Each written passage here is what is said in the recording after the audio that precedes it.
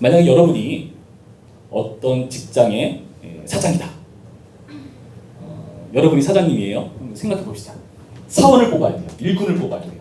어떤 사람을 일꾼으로 뽑을까? A라는 사람과 B라는 사람이 왔어요. 둘을 봤을 때 그 둘 중에 여러분은 분명히 한 사람을 뽑겠죠. 그 기준은 뭘까요? 여러분 어떤 사람을 볼 것 같아요? 성실한 사람? 사업 하긴 글렀다.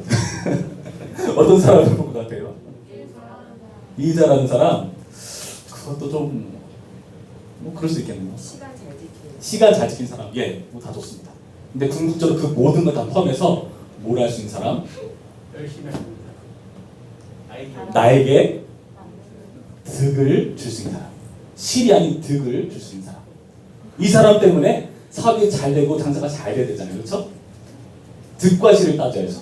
이 사람 때문에 내가 계속 피해가. 손님이 떠나가. 안 되잖아요. 그렇죠? 손님이 더 많이 모이고 더 음식을 맛있게 해가지고 대접할 수 있는 그런 실력 있는 사람을 써서 나에게 득이 돼야 되잖아요. 경제적으로. 그런 사람을 뽑는 것이 정상일 겁니다. 그렇죠? 만약에 이 기준이 아니라면 여러분 사업 될 거예요. 제가 봤을 때. 여러분 사울이 이스라엘의 왕으로 있어요. 사울은 어떤 사람을 자기를 위해서 일하는 사람으로 세워야 될까? 오늘 보면은 아브넬이라고 하는 사람이 등장하고요. 다윗이라고 하는 사람이 등장합니다. 여러분 아브넬은 어떤 사람인가? 본문을 보면은 사울이 그 사람은 용사로 삼았다. 그 사람 같은 사람이 없다는 표현을 볼 수가 있어요. 대단한 사람이죠. 근데 다윗은 어떤 사람인가? 다윗은 사울이 죽이려 든 사람이었어요. 왜 죽이려 들죠? 불안한 거예요. 워낙에 인기가 많으니까 이 다윗이 나 대신에 왕위를 찬탈할 것 같은 위기와 두려움을 느낀 겁니다. 사람들이 다 다윗을 좋아해요. 사울은 거기에 대해 겁을 먹고 다윗을 미워하고 싫어하고 죽이려 드는 모습을 사무엘서 본문을 보면은 계속해서 찾아볼 수가 있어요. 사울은 아브넬이라고 하는 사원을 더 좋아하고 다윗이라고 하는 사원은 죽이려 드는 그런 모습이라고 볼 수 있을 겁니다. 여기에 대해서 다윗은 이의를 제기하는 겁니다. 그렇지가 않다라고 하면서 다윗은 어떤 식으로 이야기하고 있는가? 먼저 아브넬에게 이야기하는데요. 어떻게 하는지 볼까요? 15절 말씀 보시죠. 15절. 다윗이 아브넬에게 이르되 네가 용사가 아니냐? 이스라엘 가운데 너 같은 자가 누구냐? 그러한데 네가 어찌하여 네 주왕을 보호하지 아니하느냐? 백성 가운데 한 사람이 내 주왕을 죽이려고 들어갔었느니라. 지금 사울이 죽을 위기에 처했었어요. 치입자가 있었고 사울을 충분히 죽일 수 있는 기회를 가졌습니다. 그때까지 아브넬은 뭐 했는가? 잤어요. 여러분 가운데 자다가 중요한 일 못하는 친구들 있죠. 그렇게 하면 여러분 앞으로 일하기 힘들어요. 잤어요. 용사로서의 본분을 완전히 망각해버리고 자기의 주인이 왕을 위기 가운데 빠뜨리는 그런 모습을 다윗은 지적하는 겁니다. 뭐라고 강조하는가? 네 주왕을 보호하지 아니하느냐? 백성 가운데 한 사람이 내 주왕을 죽이려고 들어가느니라. 너의 주인이고 왕되는 사울을 그렇게 위기에 빠뜨릴 수 있느냐? 라고 하면서 강조하는 거예요. 주인을 위기 가운데 빠뜨리는 용사, 왕을 위기 가운데 빠뜨리는 용사, 말이 안 돼요. 그런데 여기 나타난 사울을 죽일 수 있는 기회를 갖춘 사람은 바로 누구인가? 다윗이에요. 16절 말씀 볼까요? 네가 행한 일이 옳지 못하도다. 여호와께서 살아계심을 두고 맹세하노니 여호와의 기름 부음 받은 너희 주를 보호하지 아니하였으니 너희는 마땅히 죽을 자이니라. 이제 왕의 창과 왕의 머리 곁에 있는 물병이 어디 있나 보라 하니 이게 다윗의 기입니다. 다윗은요 사울을 죽일 기회를 가졌어요. 다윗은요 죽여도 괜찮을 만한 환경이었어요. 왜요? 안 그럼 자기가 죽으니까 사울한테. 사울이 다윗을 항상 죽이려고 달려드니까. 지긋지긋하고 힘들면은 이런 사울을 죽이고 자기가 왕이 되면은 쉬운 일 아니겠습니까? 그런데 그렇게 하지 않았다는 거죠. 그래서 여기 나타난 사울이 가지고 있었던 이런 창과 물이라는 것은 무엇을 보여주기 위한 도구인가? 나는 왕을 죽일 생각이 전혀 없다는 증거물이에요. 그래서 그 일을 한 동안 이 아브넬이라는 사람은 전혀 보하지 못했죠. 여호와의 기름 부음 받은 너희 주를 보하지 아니하였으니 너희는 마땅히 죽을 자니라. 너네는 죽어도 써다. 네 용사로서의 본분을 망각해 버렸으니까. 여러분, 근데 다윗은 어떻습니까? 다윗도 사울에게 있어서는 용사거든요, 원래. 17절과 18절 말씀 보실까요? 이 다윗의 소리를 사울이 듣습니다. 그래서 사울이 다윗한테 이렇게 말해요. 사울이 다윗의 음성을 알아듣고 이르되 내 아들 다윗아 이것이 네 음성이냐 하는지라. 다윗이 이르되 내 주 왕이여 내 음성이니이다 하고 또 이르되 내 주는 어찌하여 주의 종을 쫓으시나이까. 내가 무엇을 하였으며 내 손에 무슨 악이 있나이까. 원하건대 내 주 왕은 이제 종의 말을 들으소서. 다윗이 지금 사울을 어떻게 부르고 있죠? 내 주 왕. 내 주 왕으로 두 번이나 부르고 있어요. 아브넬에게도 주인이고 왕인데 다윗에게도 당신은 주인이고 왕이다. 사울에게 말하는 거예요. 난 당신을 죽일 생각이 없다. 당신은 나의 주인이고 왕이다. 그러면서 자기가 사울을 죽이지 않고 이렇게 살려둔 것을 이렇게 보여주고 있다는 겁니다. 21절 말씀 볼까요? 그러니까 뭐라고 말하죠? 사울이 이르되 내가 범죄하였도다. 21절입니다. 내 아들 다윗아 돌아오라. 네가 오늘 내 생명을 귀하게 여겼은즉 내가 다시는 너를 해하지 아니하리라. 내가 어리석은 일을 하였으니 대단히 잘못되었도다 하는지라. 무슨 말이죠? 사울도 이제 인정하는 겁니다. 너는 나를 죽일 생각이 없구나. 나는 너를 죽이려 들었는데 내가 이제 앞으로 안 그럴게. 내가 잘못한 거다. 미안하다. 앞으로 잘 지내보자. 이런 의도로 말하는 거예요. 자, 여러분 이제 어떻게 하시겠습니까? 사울이 이렇게 말을 해요. 여러분이 다윗이라면 어떻게 할까요? 이제 잘됐다 하고 사울에게 쫓아들어갈까요? 쉽지 않을 거예요. 왜냐? 지금 이 사건과 비슷한 사건이 24장 그 앞에 문맥에서 한 번 더 있었거든요. 그때도 다윗은 사울을 죽이지 않았어요. 그때도 사울은 그 다윗에게 내 아들아 하면서 이렇게 좋은 말을 해줬어요. 근데 이상하게도 오늘 본문에서 사울의 내 아들아 라는 말은 통하지 않습니다. 볼까요? 사울은요 지금 17절에 내 아들 다윗아 라고 말하고 21절에 내 아들 다윗아 25절에 내 아들 다윗아 라고 계속해서 아들이라고 호칭하잖아요. 여러분 사울은 왕이에요. 왕이 땅에서 아들이라고 하는 건 무슨 뜻일까요? 왕에게 아들은 그 다음 역할이 뭘까요? 당연히 왕이 되는 거잖아요. 왕감으로 인정하고 있다는 거죠. 근데 이 말에 다윗은 긍정적으로 이야기하고 있지 않아 보입니다. 전에 24장 비슷한 사건이 있었을 때는 내 아들아 했을 때 다윗이 내 아버지여 라고 응답했거든요. 지금은 그런 말 안 해요.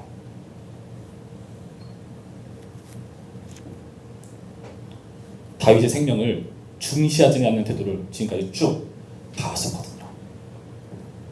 사울은 여전해 보였습니다. 25절 뒷부분 뭐라 되어 있죠? 25절을 보시면 사울이 이렇게 말하죠. 사울이 다윗에게 이르되 내 아들 다윗아 내게 복이 있을지로다. 네가 큰 일을 행하겠고 반드시 승리를 얻으리라 하니라 하고 멋지게 같이 돌아가면 되잖아요. 손잡고 화해하고. 근데 다윗은 자기 길로 가고 사울은 자기 곳으로 돌아가니라 하고 그 다음 27장을 보시면 다윗이 어디로 갈까요? 블레셋 사람들의 땅으로 갑니다. 블레셋 사람들 이방인들의 땅으로 가요. 이상하죠. 다윗은 애초에 사울을 따라갈 생각이 없어 보입니다. 19절 말씀에 뒷부분에 뭐라 되어 있죠? 뒷부분에 보시면 이는 그들이 이르기를 너는 가서 다른 신들을 섬기라 하고 오늘 나를 쫓아내어 여호와의 기업에 참여하지 못하게 함이니이다. 사울을 충돌질하는 사람들이 있는데 그 사람들이 나를 하나님의 백성이 되지 못하게 만들고 있다. 20절 그런즉 청하건대 여호와 앞에서 먼 이곳에서 이제 나의 피가 땅에 흐르지 말게 하소서. 여호와 앞에서 멀다고 자신을 표현해요. 그래서 멀다는 의미가 원어의 의미를 보면 반대편에 있다는 뜻이에요. 반대편. 맞짱 뜬다는 의미가 있어요. 하나님과 맞짱 뜨는 민족, 이방인 블레셋을 의도하는 거죠. 하나님과 반대편에 내가 있는 자리밖에 없다. 다윗이 정말 하나님을 대적하려고 그렇게 한 걸까요? 아니요. 이 자리에 살 수 없어서 도망쳐 나온 거예요. 망명할 수밖에 없는 거예요. 블레셋은요, 다윗을 죽이려 했었던 그런 민족이에요. 여러분, 블레셋에 어떤 사람이 있었죠? 골리앗. 블레셋의 영웅이에요. 그 영웅을 죽인 다윗이죠. 근데 블레셋 땅에 들어간다? 죽으러 들어가는 거잖아요. 그렇죠? 그런데 오죽했으면 그 죽음을 각오하고 블레셋으로 갈까요? 이스라엘이 더 위험하니까. 오죽하면 거기로 도망갈까? 여러분, 이 생각을 여러분 하셔야 된다는 겁니다. 그래서 지금 다윗의 생명을 중시하지 않는 이 사울에 대해서 믿을 수 없는 사람으로 다윗은 여기고 있다는 겁니다. 여러분, 그런데 다윗은 이런 상황에 누구를 믿을 수 있을까요? 하나님밖에 믿을 자가 없었다는 것입니다. 23절 말씀 봅니다. 23절 말씀. 여호와께서 사람에게 그의 공의와 신실을 따라 갚으시리니 이는 여호와께서 오늘 왕을 내 손에 넘겼을 때 나는 손을 들어 여호와의 기름 부음을 받은 자 치기를 원하지 아니하였음이니이다. 오늘 왕의 생명을 내가 중히 여긴 것 같이 내 생명을 누가? 사울이? 아니요. 여호와께서 중히 여겨서 모든 환난에서 나를 구해내시기를 바라나이다 하니라. 다윗은 사람한테 의지할 길이 없기 때문에 하나님을 찾고 있고요. 모든 것을 하나님께 맡기고 있다는 것. 여러분, 여기서 나타난 말을 잘 보시면은 다윗이 사울을 죽이고 싶은 마음이 진짜 하나도 없을까? 모르겠어요. 성경에서 자세히 나오진 않아요. 그런데 분명한 거는 24장 말씀을 자세히 보시면은 사울도 알고 다윗도 알고 하나님께 사울을 치시고 다윗을 일으키라는 것이 그 대화 중에 눈에 깔려 있어요. 서로 알아요. 다윗도 당신은 하나님께서 버리신 거고 나를 택하시고 나를 왕세우실 것이다 라는 것을 다윗도 알고 있고 사울도 알고 있어요. 지금 다윗은요, 하나님께서 갚으신다 라고 말하고 이 일에 대해서 자기는 되짓지 않고 있다는 것을 주목해 보시기 바랍니다. 하나님의 공의와 신실을 따라 갚으실 것이다 라는 믿음이 있어요. 하나님의 공의와 신실은 여러분 어떨까요? 하나님의 공의와 신실. 하나님은요, 의로우신 분이십니다. 여러분, 여기서 의롭다는 말이 어떤 게 의로운 걸까요? 우리가 길을 가다가 누군가 위기 가운데 처해 있습니다. 여러분 가운데 정의감이 있다면 가서 구해주겠죠. 그런 정의를 말하는 것인가? 뭐 그것도 넓은 의미에서 포함될 수 있으나 하나님의 의는요, 보다 더 깊은 차원입니다. 하나님의 통치의 원리대로 이 세상이 진행되는 것이 하나님의 의예요. 하나님께서 불의한 자를 그냥 두실 리가 없다는 거죠. 그것이 신실하게 일하시는 분이시다. 여러분, 그래서 다윗은요, 하나님의 이 공의와 신실을 따라서 사울을 처단하지 않는 거예요. 하나님께서 하실 것입니다. 자기는 빠져있는 겁니다. 여호와의 기름 부은 자이기 때문에 하나님을 세우신 자로 존중하기 때문에 이 일에 대해서 내가 왕이 될 것을 알고 있지만 그 일에 나서지 않고 빠져있는 거예요. 하나님 하실 때까지 기다리는 겁니다. 여러분, 이걸 잘 기억하셔야 돼요. 여러분이 앞으로 세상을 살아가면서 억울하고 서럽고 아니 왜 이런 녀석을 왜 내 옆에 붙이셔서 이렇게 힘들게 만드는가? 여러분, 저건 꼭 가까운 데 있지 않나요? 나를 힘들게 하는 사람들. 왜 이런 일을 나에게 겪게 하시는가? 나를 열받게 만드는 사람, 폭발해서 나도 걔가 한 거랑 똑같이, 아니 더 심하게 보복해주고 싶고 갚아주고 싶고 할 때 있죠. 있을 겁니다. 근데 우리가 그렇게 하지 않는 이유가 뭘까요? 하나님께서 하실 일로 내버려 두는 거예요. 그럼 이런 생각 들 겁니다. 하나님 그렇게 안 하시던데요? 나 괴롭히는 게 오히려 잘 되게 하는 것 같던데요? 나 무심하게 내버려 둔 것 같던데요? 여러분, 어떻게 생각하시나요? 우리가 하나님의 뜻을 일일이 다 헤아리기는 사실 어렵습니다. 그리고 하나님의 때는 보통 우리의 때와는 다를 때가 많죠. 우리는 급할 때가 많죠. 하나님은 하나님의 때에 그 일을 하신다는 것을 여러분 믿으면서 기다리는 수밖에 없어요. 여러분, 재밌게도 성경에 보면은 나쁜 놈들을 처단하고 혼내주는 역할을 하는 사람들이 등장하는데 어떤 사람들인지 아세요? 나쁜 놈들을 혼내주는 것을 나쁜 놈들이 하게 해요. 하나님께서. 이상하죠? 뭔가 정의롭고 멋진 사람들 같은데 나쁜 놈들이 하게 해요. 예전에 하박국이라는 선지자가 그랬어요. 하나님, 이스라엘이 지금 하나님의 죄를 짓고 너무나 힘듭니다. 그래서 저 이방인들한테 이렇게 괴롭힌다고 있습니다. 근데 하나님, 우리는 하나님의 백성들이잖아요. 어떻게 하실 거예요? 내가 그 이스라엘의 그 힘든 것들 내가 다 안다. 그리고 이스라엘의 죄에 대해서 내가 심판한다. 어떤 사람을 통해서? 나쁜 놈들을 통해서, 이방인들을 통해서. 하나님, 말이나 됩니까? 우리보다 정의로운 사람을 우리가 혼내야죠. 왜 우리보다 나쁜 놈들을 우리가 혼냅니까? 하나님께서 이상하게 그런 일을 하세요. 여러분, 만약에 여러분이 그런 하나님의 정의로운 일에 사용되고 싶다는 이상한 생각을 잘못적으로 할 수가 있어요. 나의 원수, 나를 싫어하는 그 친구를 내가 나쁘게 그 친구가 똑같이 더 심하게 보복함으로써 여러분 해결하실 때가 있을 겁니다. 그럼 그때 참으셔야 돼요. 그 나쁜 일을 할 존재는 하나님께서 따로 일으키세요. 그리고 그 일에서 빠지세요. 나쁜 사람을 심판하시는 하나님, 우리를 결국에 보게 됩니다. 자신의 일에 빠져 있어요. 여러분, 이런 이해 속에서 여러분 로마서 12장 말씀 한번 볼까요? 성경을 좀 빨리 찾으시는 친구들은 찾아도 괜찮을 것 같습니다. 로마서 12장 19절 말씀을 볼까요? 신약성경 256쪽에 있네요. 257쪽에도 있습니다. 예. 로마서 12장 19절부터의 말씀을 읽을 테니 한번 주목해 보시기 바랍니다. 내 사랑하는 자들아, 너희가 친히 원수를 갚지 말고 하나님의 진노하심에 맡기라.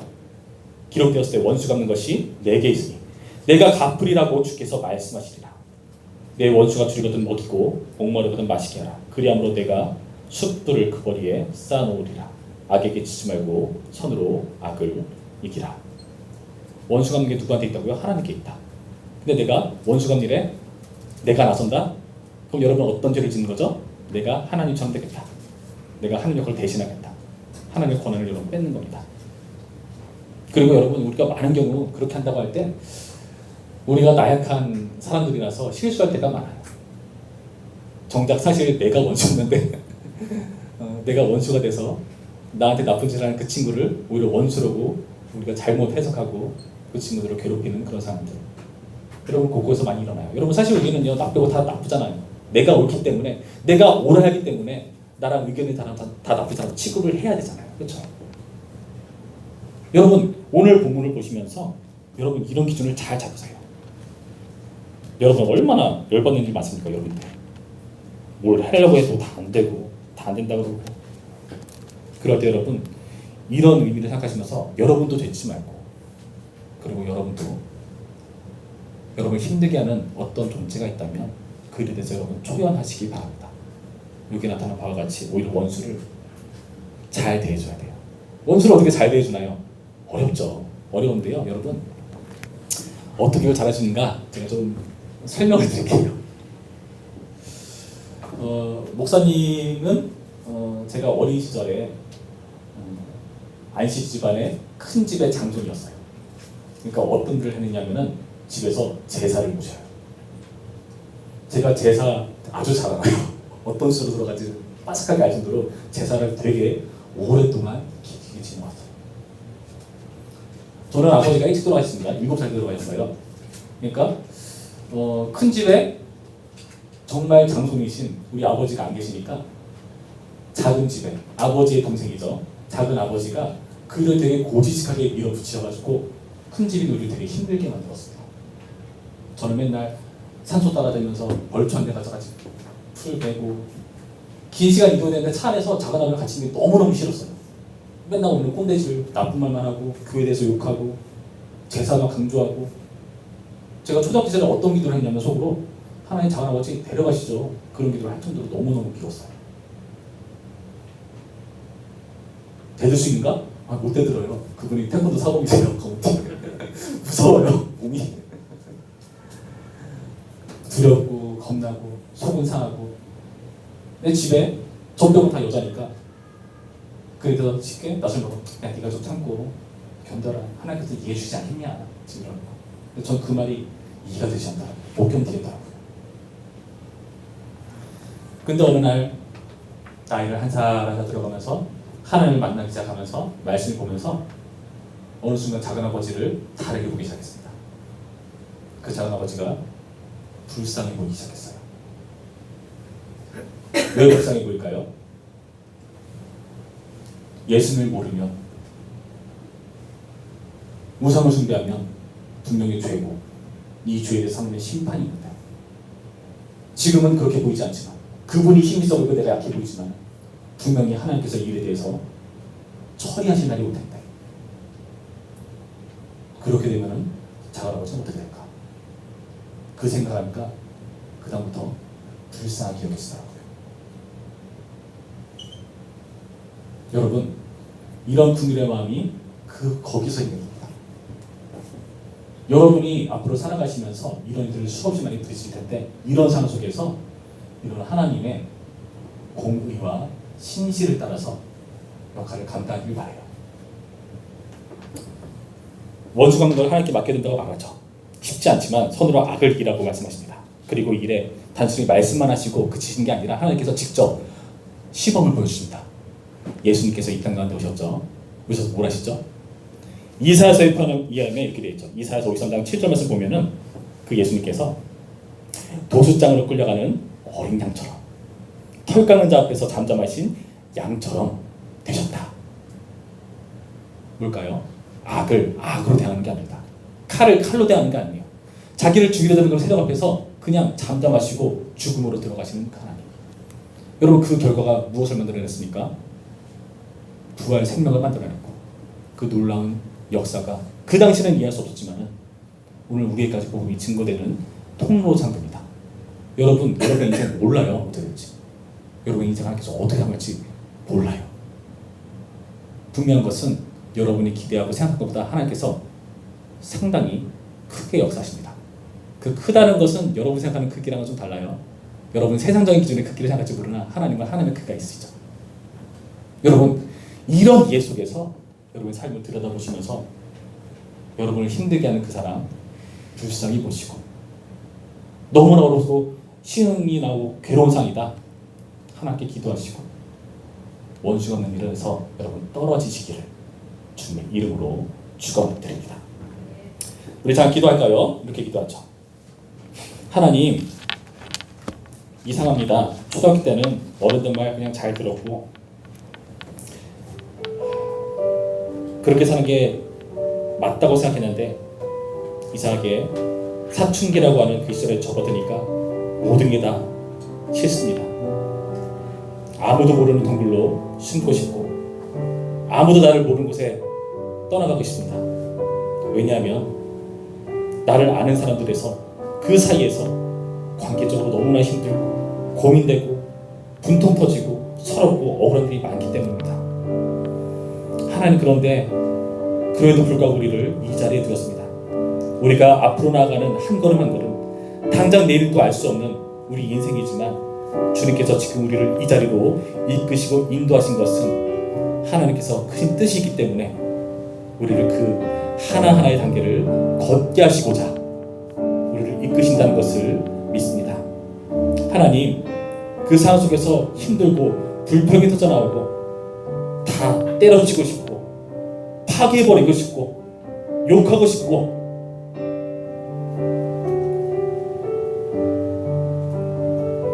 괴로운 가운데 탈출해버리고 싶지만, 그러나 주님, 이 상황 속에서